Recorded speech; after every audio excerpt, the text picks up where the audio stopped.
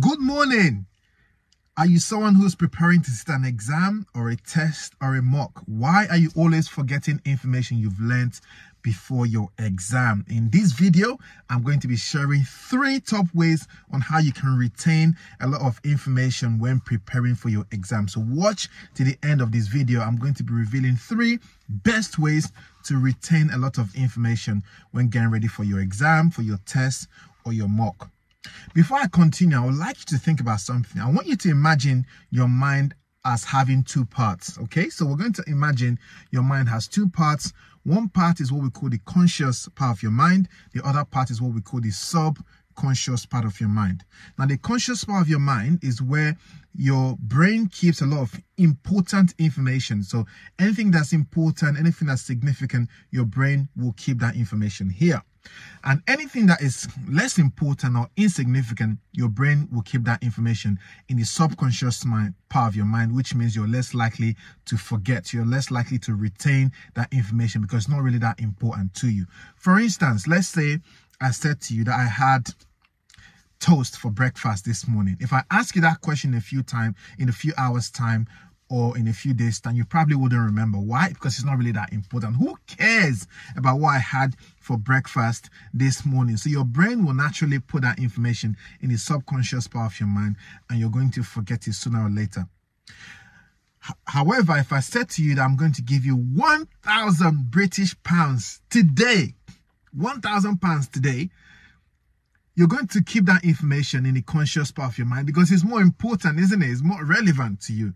Okay, so your brain actually keeps things in either of these 2 parts of your mind depending on how important that information is. And so I want you to put that into perspective as I'm trying to explain the ways you can retain more information when getting ready for your exam. So we want to keep a lot of that information that you're learning for your exam in the conscious part of your mind. We want to keep it here. So how do you do that? There are 3 top ways I can advise you to keep more information in the conscious part of your mind. The first way is to use what we call active recall. You must have heard about the word or the phrase active recall before, but how do you use active recall? What's the best way to use active recall? The best way to use active recall is to change your content into questions. Yes, change your content into questions. If you've read a chapter, if you've read a topic, change the content into questions. For instance, let's say I read chapter 6 within the British National Formulary, BNF, and I cover a drug called metformin, for example.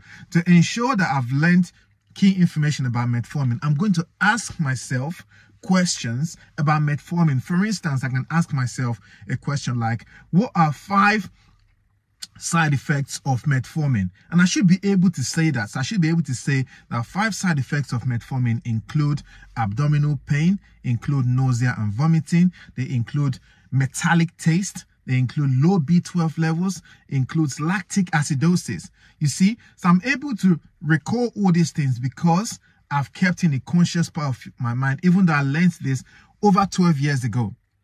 But because I used active recall when learning, I'm able to retain that information 12 years later.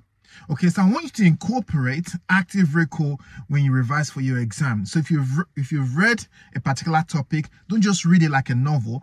Read it and then ask yourself questions. And the more you're able to repeat, to recall that information, your brain is going to keep it in the conscious part of your mind because it's more important to you, isn't it? You need that information for your exam. So it's going to be stored in the conscious part of your mind, which means you're able to recall it later and retain it a lot longer. Does that make sense? So try to incorporate active recall. Change your content into questions. Tip number 2. The second tip I can give you would be to use mnemonics. Try to use mnemonics. There's so many mnemonics out there that you can use that have been created by other people. Well, you can create yours as well. So, for instance, when I was tutoring my students for the upcoming GPC exam, I said to the students within chapter 4 of the BNF about Mr. Pizza. So I gave a mnemonic called Mr.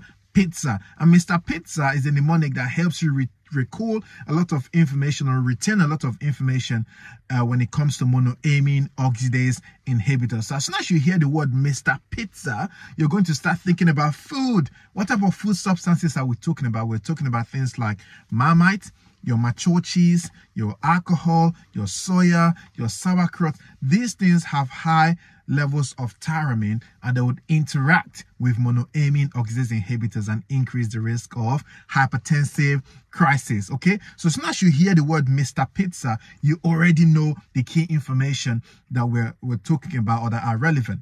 At the same time, Mr. Pizza is also a way for you to remember the names of monoamine oxidase inhibitors. So where they're not very popular nowadays, a lot of people tend to forget their names. But using Mr. Pizza is a very simple way for you to remember all 6 monoamine oxidase inhibitors for your upcoming exam. And also remember that monoamine oxidase inhibitors can interact with sympathomimetics like pseudoephedrine to also increase the risk of hypertensive crisis. Does that make sense? So the use of mnemonics cannot be overrated, it cannot be overstated. It is really important. It's a very simple way to retain a lot of information. So incorporate mnemonics when you are learning for your exam.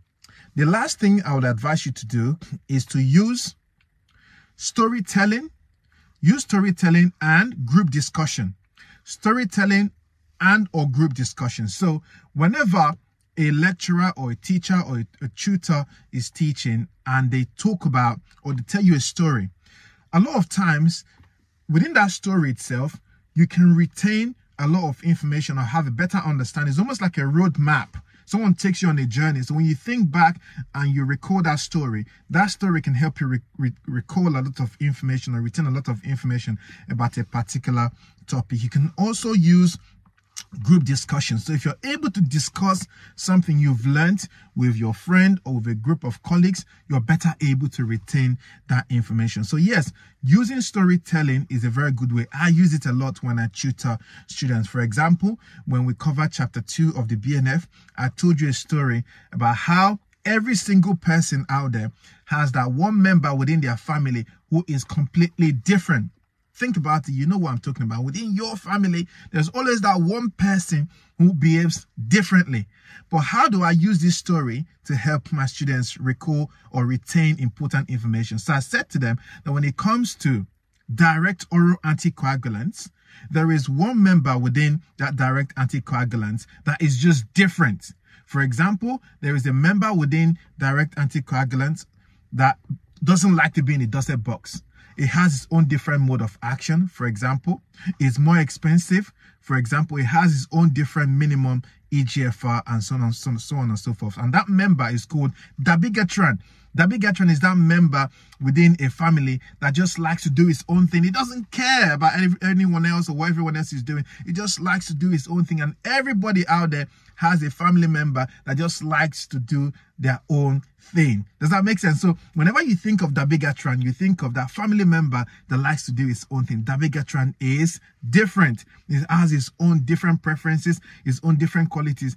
Even its antidote is different to the other ones. Does that make sense? So whenever you see a tutor using telling stories, a lot of times there is important information or important way within that story that you can actually retain and recall information. You can also discuss things with your friends, discuss things with your colleagues, and that discussion can help you retain the information. Okay, so those are my 3 top ways I can advise you to use before your exam. If you incorporate these 3 ways, you should be able to see fantastic results. Number 1 is active recall. Number 2 is the use of mnemonics. And number 3 is the use of storytelling and group discussion. Okay, thank you so much for watching. I wish you all the best. I'll speak to you soon.